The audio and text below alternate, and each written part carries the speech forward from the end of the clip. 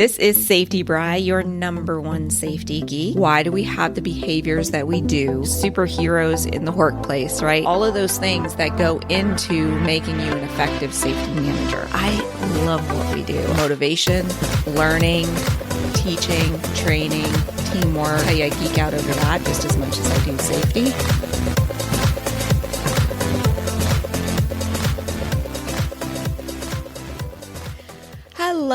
Hello, all my safety friends. This is Safety Bri, your number one safety geek, and welcome to the Safety Geek podcast. I am so glad that you joined me here today. I hope that this is hitting your ears on a very good day where you've had no accidents, no injuries. It's an amazing day, right? I can't say the same thing for the Safety Geek household, unfortunately. I swear. I am the most unsafe safety manager. This is why I'm good at my job, because I know all the stuff that can happen because I've done it.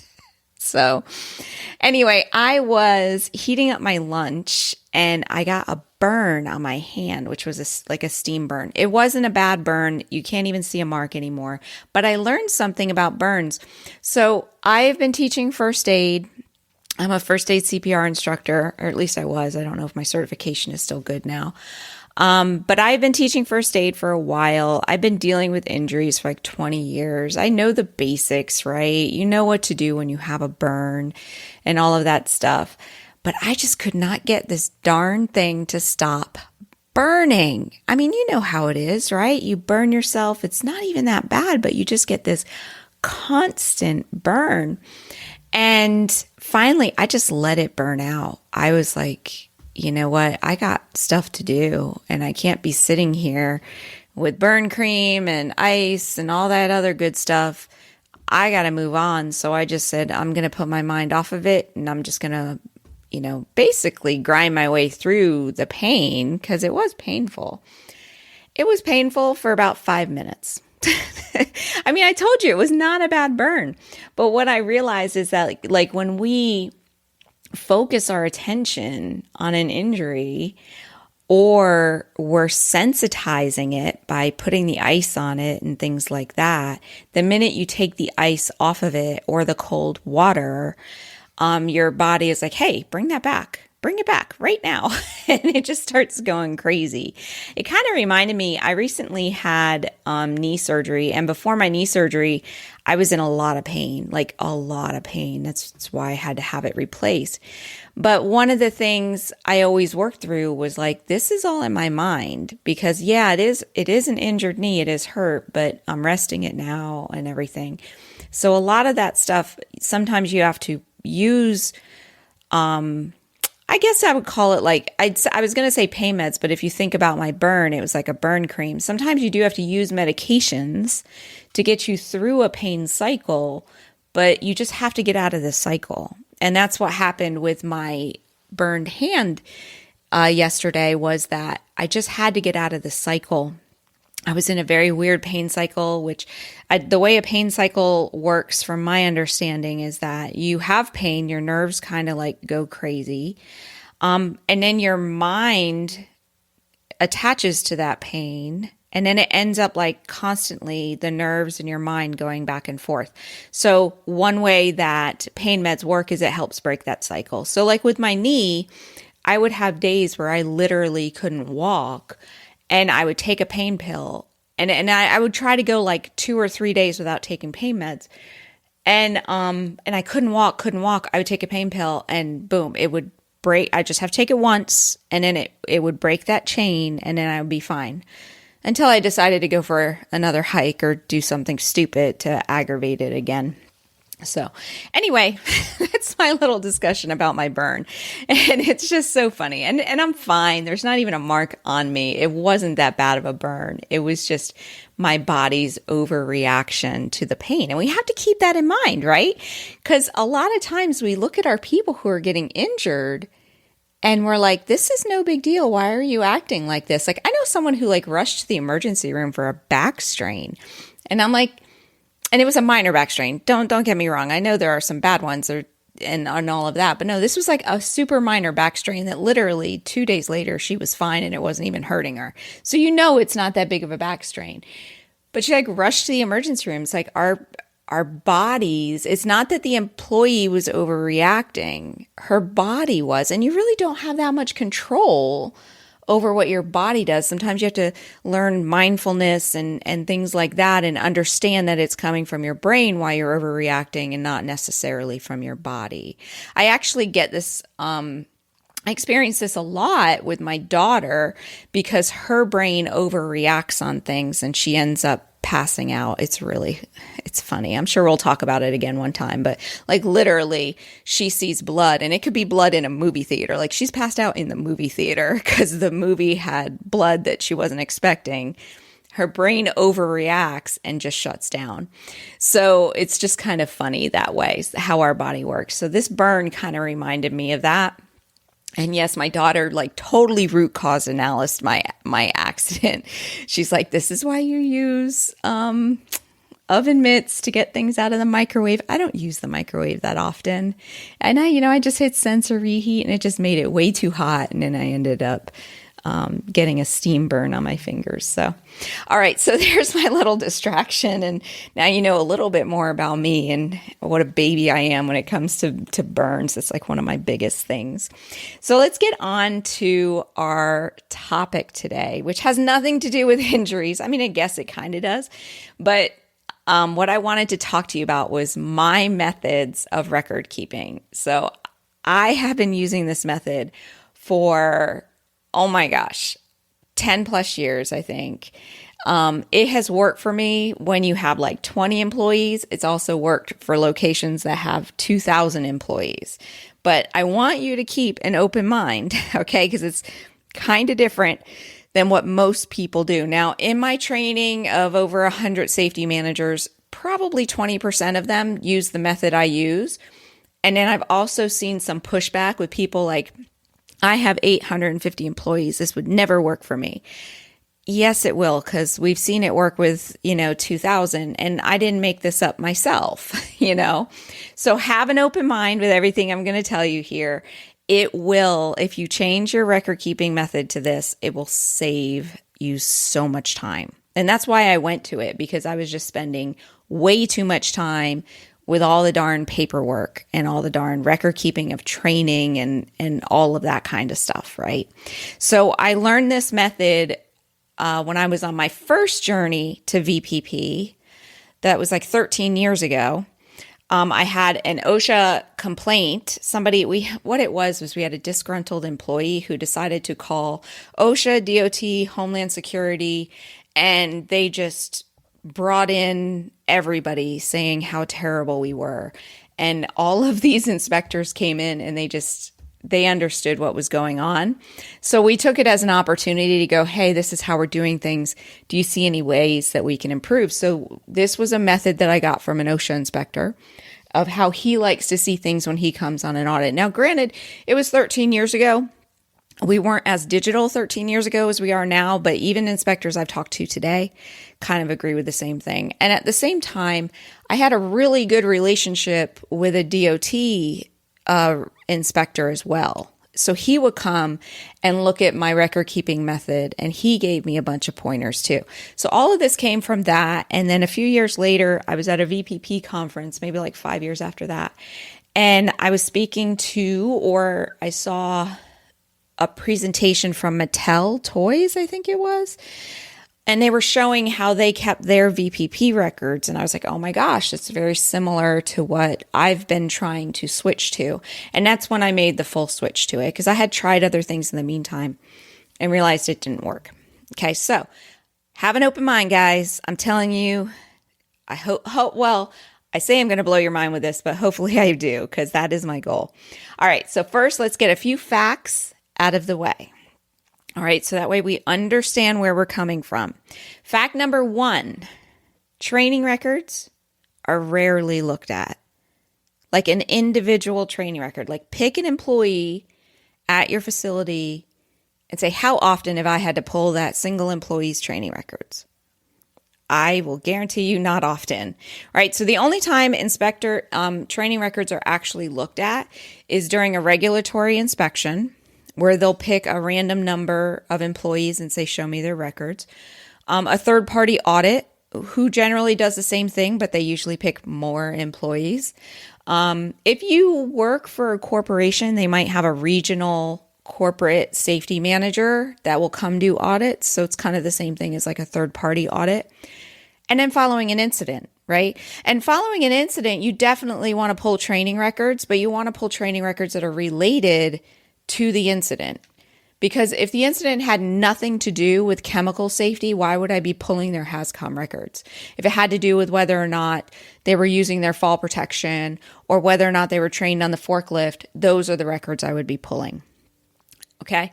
So the thing is that we as safety managers, HR managers do this as well, we get ridiculous, absolutely ridiculous about the amount of time that we spend organizing these records. And that's what I want to help you improve. I want you to have a more efficient process of holding on to these records, because we do have to keep them, but also so that way it's not cutting into your time. All right. Now, fact number 2, regulators prefer paper. Now, I know this is a digital age, right? And I work in a paperless office, not so much anymore because I tend to like to write things down. But at my last job, it was a completely paperless office. My entire office fit in my backpack, so I totally get that. I am not a fan of killing trees and all of that good stuff. But every OSHA inspector I've spoken with prefers paper. And there's a couple of reasons for this. Now, I did see a memo going around, I think it was about a year ago, because I went to, when Congress is making decisions and then they have, I can't remember the name of it now, where they have sessions that you can go and ask questions and all of that. So I went to one of those sessions, and there was a memo going around at that time and some talk at that time that I remember seeing that OSHA's trying to get better at accepting digital, right? That digital is more accepting, where years ago, especially for VPP, it was not as accepting. So they're getting better at it. But when given a choice, they prefer paper. And the reason for that is that paper is generally, you can get it quickly. You can see the organizational style. It gets annoying to them if they have to wait for you to print something out and then they're handed a bunch of loose leaf papers. I mean, it seems trivial, but it is true. And as an SGE, when I actually went and helped OSHA do VPP inspections, I will attest to this. The company that we were inspecting was 100% digital, and it was annoying as can be. Show me your lockout tagout program. It took them 20 minutes to find a computer that they can bring to me. I'm like, why don't you just have it in a binder that you can just pick up and look at? And then when they gave me the computer, I had to read it off of their computer, and they're over my shoulder while I'm doing it. And it's like, how do I use this system that you had it on? It was just annoying. Where when it's on paper, when you have multiple inspectors, because that was the other thing, we had 3 to 5 inspectors at every audit, and you had to share computers. It was annoying. So when it's on paper, it's easy to share everything, and it's easy to hit the mic. It's easy to get them what they need, right? And it's just hard to read it on somebody else's computer, right? And then there's this feeling as an auditor and as an inspector that, they're trying to limit what they show me, which is your complete 100% right. If I ask you to show me your lockout tagout procedures, you don't have to show me your whole program. But when you're not being open, that kind of puts this little inkling in the back of your head that they're hiding something, right? Okay, now fact number 3, before we get into my method, is that organization counts. Organization really does matter in our profession. I was reading something recently that said, if you're focusing on a goal, you have to give in to the chaos, right? Which right now I've been very busy trying to work on building a new training and my desk is like a total chaotic mess. And it was like, you have to embrace it because otherwise you're going to be focusing on the chaos and not on the goal that you want to complete. I get that. But organization and having a method counts because OSHA or any regulatory body can knock on your door at any time. And you have to show that you're organized. And I have seen them overlook minor details because everything was in place. That safety manager knew exactly where to get that policy. They knew exactly where to get that training. They had a process for maintaining their documentation.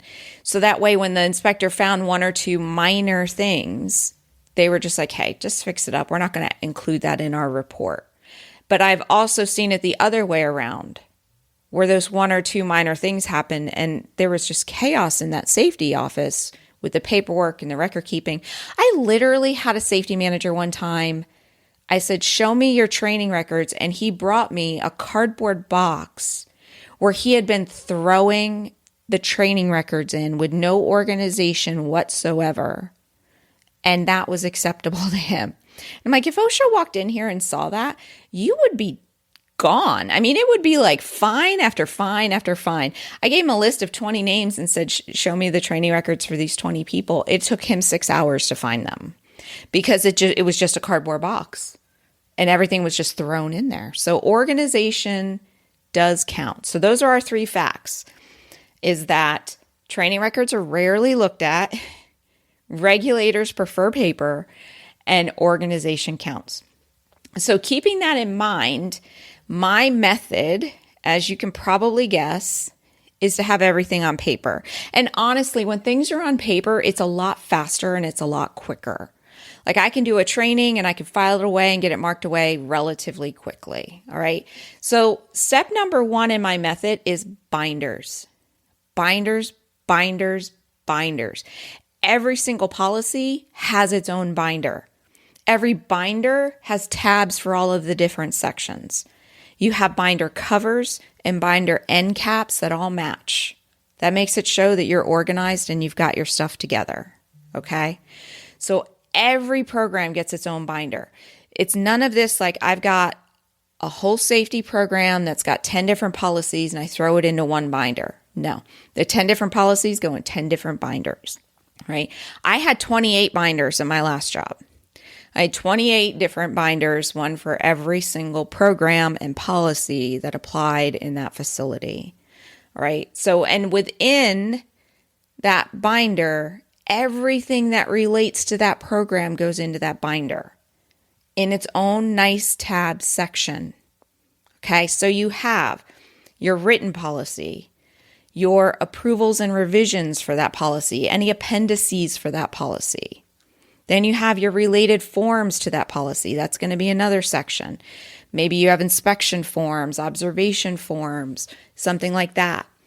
Then any equipment lists, any authorized employee lists. So thinking about lockout tagout, right? So you have authorized employees and you have affected employees.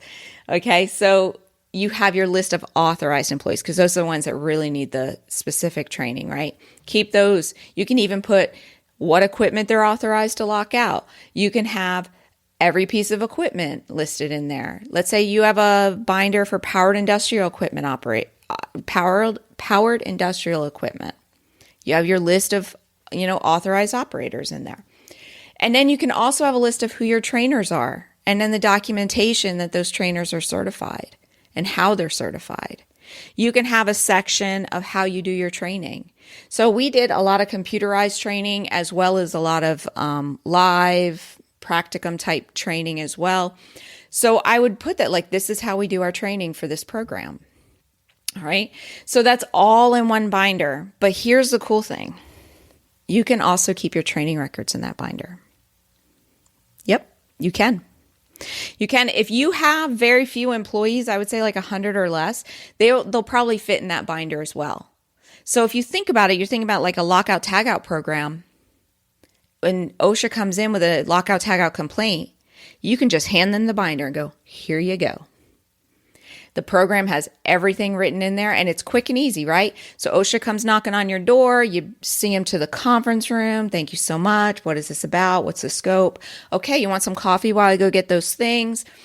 And then you go get your lockout tagout binder and you're like, boom, here you go. Here's the binder. And then we'll take you and show you any equipment that you want to see while you're here.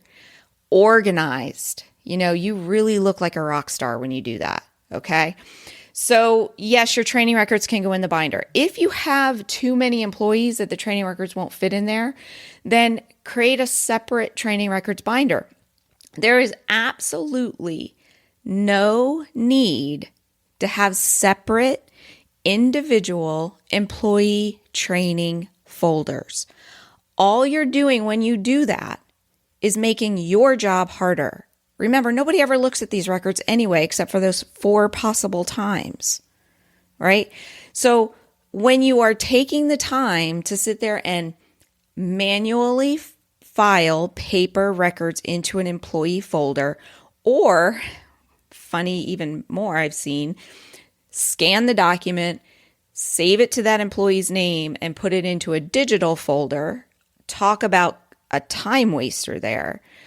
Or another one I've seen, which is a little bit more acceptable, they take all the records and they put them together and they scan them as one document and say lockout, tagout training. That's a bit more acceptable, but it's harder when you have individual people being trained between the annual trainings, right? So if you're doing this training every single year, I know not all regulations require that, but if you're doing this training every single year, it's a bit harder to append to that. So you're going to end up having multiple files. Oh, the training that was done in September, the training that was done in August. And it's a lot harder to look for. Okay. So you might be thinking, well, then I got to alphabetize all these records before I put them in the binder. No, my friends. No, you do not. You do not. You can actually just put them in a nice neat pile, 3-hole punch them, and throw them into the binder. Because I will tell you, the most employees I ever had under me was about 450 that I had to train. And we did training every single month. And it would take me several hours to file away those individual training records. So that way every employee's folder had all their exact training in it. When I switched to this method, what I did is I created an Excel spreadsheet. And then I just check marked everybody and actually just crossed their name off. I printed out everybody's name on the spreadsheet and I did it on paper because it was a lot quicker to do it on paper than it was on the computer. And this is coming from a tech junkie. I'm like a huge tech junkie. I like everything technology, but it was faster, easier, more efficient for me to do it on paper. So I would mark off, yep, they took the training. And then I would put it in a nice neat pile, 3-hole punch it and throw it in the binder. If you asked me to find 50 people that went through HAZCOM training, I could easily flip through those 450 records and find somebody in 7 minutes. Because I actually timed myself. I did it. So the hours it was taking me for the fact that no one even looked at these records, it wasn't worth my time. All right. Now, the exception to this is if you have an LMS system, which is a learning management system where you're like doing the training computerized and the computer holds their records, then that's fine. And I'll tell you what I used to do for that is once a quarter, I would print out everyone who took the HAZCOM training, run the report and just throw it in the HAZCOM binder. So that way, if OSHA knocked on the door, I could say, here you go. Or an auditor knocked on the door, I could say, here you go. And it's in the binder of the training that was done last quarter. Or everyone that was done for the last year, printed on that date. So that's another option too. So I didn't have to alphabetize them, but what I did end up doing, and I only did this because the only reason I did this is because I happened to come across this organization tool that was going to be thrown out by our HR department. So have you ever seen one of those strips? It's long like a yardstick and it's got the alphabet with little vinyl slots, right? So basically I could pick it up and easily put a paper in there. And then once all the papers are in this vinyl strip, you can just kind of squish them together and make them into a nice, neat pile. So when I found that, I started tracking them by the first letter of their last name. That was the most alphabetizing that I ever did. And it worked beautifully. So when I did have to actually find files, it made it even quicker and it took very little time. So if you think about it, when you're doing trainings, like I used to have to do about 20 different trainings a month because I had multiple facilities to get everybody covered. So after every training, I would mark them off the list, cross their name off, right? And then I would slide it into this little slotty thingy. I wish I knew what it was called. It's like an alphabetizing tool or something for paperwork. And it's very like old time-ish, so I don't even know if they're available anymore. Like literally they were throwing this thing away. And it would sit there on my desk, this little slotty thingy would sit there on my desk until all the HAZCOM training or lockout tagout training, whatever I was doing, was done for that, for everybody. And then I would just slide them together, hole punch them, and then throw them into a binder. In the back section, marked training.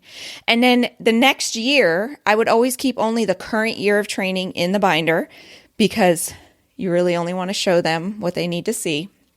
And the older training would then just get rubber banded together and thrown into a box to be archived. And then that box would be marked, you can destroy this at such and such a date because we had a retention policy at our work and all of that. So having a good tracking system, right? The Excel spreadsheet or even just the list, that helps, right? But what you just have to think of is that you don't want anybody to fall through the cracks. So that's why you have the list of all employees and then you check mark them off. You have to have a way for new hires. So like when I trained a new hire on HAZCOM, their training just went to the beginning of the list. I didn't even bother alphabetizing it. But doing it this way saved me so much time. And that's the whole idea, guys. We want you spending your time doing what you do best.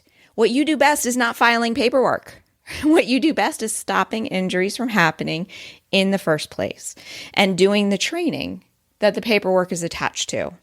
So I love this method. I tried to teach it to all of my people. Some people embraced it. Some people didn't. That's perfectly okay. But I will tell you, it made me super efficient. I went through audits. I never had an OSHA complaint at my last job when I was fully 100% using this method, but I went through third-party audits all the time and they loved it. I've seen it at VPP inspections and things like that, other people using this same method. So I know that it works regardless of the amount of employees that you have. And like I said, I had 28 binders, which does seem like a lot, but some of the binders had very little information in it, and some of the binders had, multiple binders to cover the one topic, and that's okay. I did keep some extra binders as well. So I would have a binder for accident reporting procedures where I kept my first aid training as well, because you're not really required to have a written program for accident reporting procedures. But I believe that unless things are written down, people aren't going to follow them. So I had that. I also kept, my supervisors did toolbox talks or like 10-minute safety meetings or 5-minute safety talks, whatever you want to call them. And they would just have a roster. So I would keep a roster as well. So if their toolbox talk was related to something that I had a binder for, their roster went into that binder. But sometimes they did toolbox talks that I didn't have a binder for. So I just created a separate binder for all the extra ones. So if they were talking about chemical safety, that roster went into the HAZCOM binder. But if they were talking about, I'd have to think about one. I don't know. Something I didn't have a binder for, which I tell you, I had a binder for just about everything. And then I would also have a binder for a claims run and my OSHA log. So that was something that was required by my corporate office to actually sign off on the OSHA log quarterly by the president of my location. So since I had to have him sign it off, I just threw it in a binder. And then I also kept my 300A in there as well for the 5 years. But I would do a claims run too. So that kind of helped too. So I can always have that. Like if I had an inspector come and they wanted to see the OSHA log, I can go, well, here's the one that was printed this quarter, right?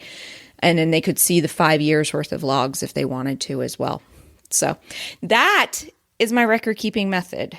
And I mean, there are other records too, like observations, write-ups, employee events. We'll probably talk about stuff like that in the future. But my big thing is keeping it simple. Keep everything simple. Like even we'll get into claims records. I think I'll probably do a thing on that too. Even the way I kept my claims records was all about efficiency and not making it more difficult for me, because a lot of stuff, even in a claims file, barely gets looked at. So, alrighty. Think I've gone long enough for today. I really appreciate you listening. I would love to hear your feedback, so please make sure that you let me know what you think. And I also wanted to share with you that coming up, I'm going to be making some changes to my email newsletter. So I was going through my documents and I was like, I need to clean up my documents. And I have so many, I've been doing safety for so long. I said, why don't I share it with you guys? So make sure that you get on my email list so that way you're getting my free documents that I'm going to be sharing, because I can't do a blog post for all of them. That's just too time consuming, but it's really quick and easy to share stuff in an email and tell you, in a paragraph what it's about to see if you're interested in it. So make sure you get on my email list. The best way to do that right now is to go to asksafetygeek.com/5 ways. You'll get a super cool document about the 5 ways to make employees crazy for safety. And then you'll get on my email list so that way I can also share other good and exclusive stuff with you. So that's it for now. You guys have an amazing day, and I will chat with you later. Bye-bye.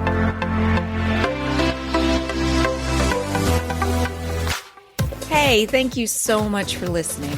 What did you think about this week's episode? I would love to know. Hop on over to www.asksafetygeek.com to leave a comment and a rating on this week's show notes. And while you're there, click on that little share button and tell your friends about it. Thanks, and I will chat with you next week.